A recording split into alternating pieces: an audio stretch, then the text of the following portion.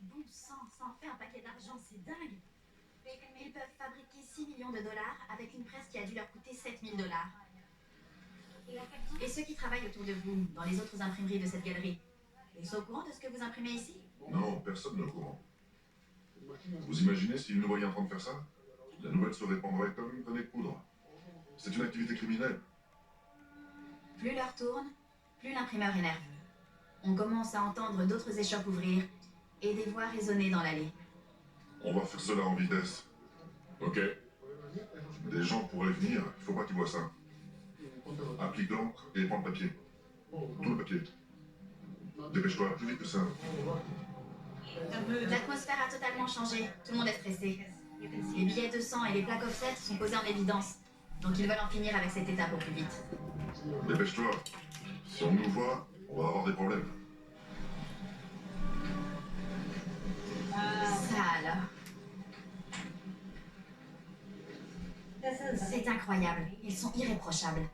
Il y a le filigrane, la couleur de fond, et maintenant le visage de Benjamin Franklin. Ça y est. D'accord. Vous avez vu? Il met tout hors de vue. Ils ont entendu des bruits de pas dans l'allée. On y va. Allez. On s'en va. En sortant de la galerie, je réfléchis à ce qui m'a le plus étonné chez cet imprimeur.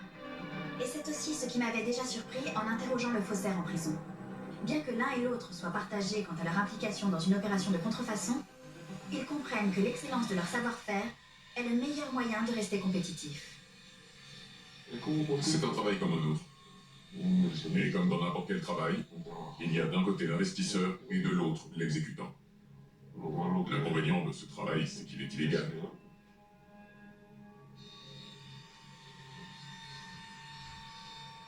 Je me contentais d'imprimer les billets. Je les livrais tels quels.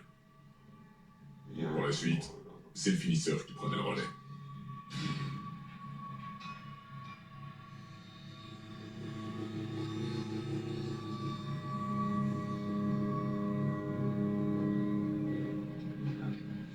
Une fois les planches sorties de la presse, il reste du travail à faire avant d'obtenir des faux billets convaincants. Fernando parvient à localiser un autre de ces artisans péruviens pratiquant leur art en marge de la loi, le finisseur, qui donne aux billets la texture et la densité devant les rendre crédibles au toucher et à la vue, même si on les incline. Nous nous rendons à Villa El Salvador, au sud de Lima, un coin qualifié par les gens d'ici de picante, ce qui dans ce contexte désigne un quartier chaud. On y croise en effet des criminels et des malfaiteurs en tout genre. La police appelle cet endroit Villa Salvatore. La ville sauvage, tellement le taux d'homicide est élevé.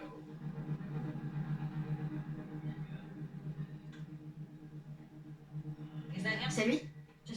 Tu continues à filmer. Bonsoir, Mariana. Tout va bien? On va vous appeler Ronaldo, d'accord? Vous tenez à ce qu'on ne mentionne pas votre vrai nom. Donc, comme vous êtes finisseur, et qu'un finisseur, c'est aussi un buteur au foot, j'ai pensé à Cristiano Ronaldo. Ça vous va? Vous pouvez nous montrer ce que vous venez d'acheter? On va découvrir ce qu'il y a dans son sac. Une éponge. Une éponge normale. Ça, c'est pour faire des découpes précises. Pour découper les planches en billets. Pour que les bords soient bien droits. Et ça, c'est la colle. Je m'en sers pour changer la texture du papier. Ça donne un contact différent au billet. Quand vous achetez tout ce matériel en magasin, vous n'avez pas peur que ceux qui vous les vendent soupçonnent ce que vous allez faire avec? Non, parce que ce sont des articles de base, de ceux que tout le monde utilise. Ça fait partie des fournitures de n'importe quel écolier. Acheter ces choses-là, ça n'a rien de bizarre. Ça n'a rien de... Rien de suspect, c'est banal. Les États-Unis dépensent des millions de vrais dollars pour tenir en échec les faussaires. Des faussaires qui se jouent de leur vigilance avec des fournitures scolaires. Pour plus de discrétion, nous nous rendons séparément jusqu'à son atelier.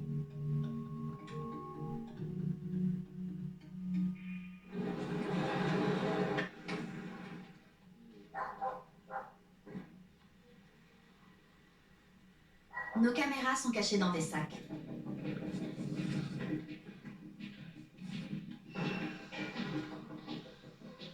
Je me demande si les voisins ont une idée de ce qui se passe derrière cette porte.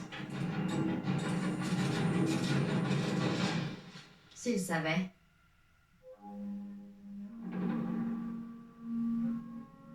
Mon enquête sur les traces des meilleurs faux monnayeurs au monde m'a conduit jusqu'à ce quartier populaire situé à la périphérie de Lima.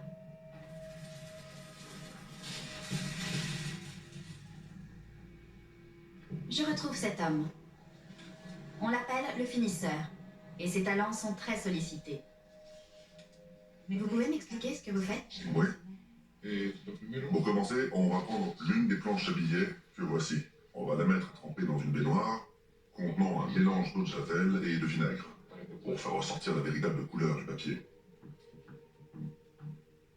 C'est un travail fastidieux, entièrement effectué à la main. À l'aide d'un bâtonnet, il applique de la colle sur le papier pour l'alourdir et en changer la texture.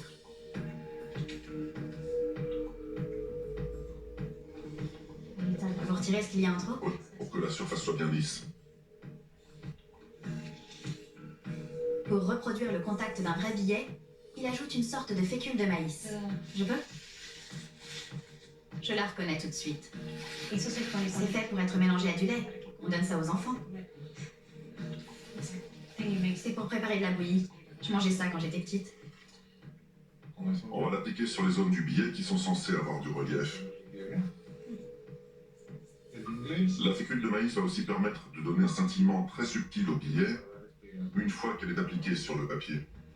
D'accord. On sent la différence ici, un peu. Ouais. La texture a vraiment changé. C'est fou. Il dit travailler aussi sur les billets de 50 et de 100, mais que ceux de 20 sont plus faciles à contrefaire et éveillent moins les soupçons. Grâce à quelques fournitures vendues dans n'importe quel magasin et au prix de trésors de patience, le contact, le bruit et l'odeur des vrais billets sont reproduits de manière bluffante.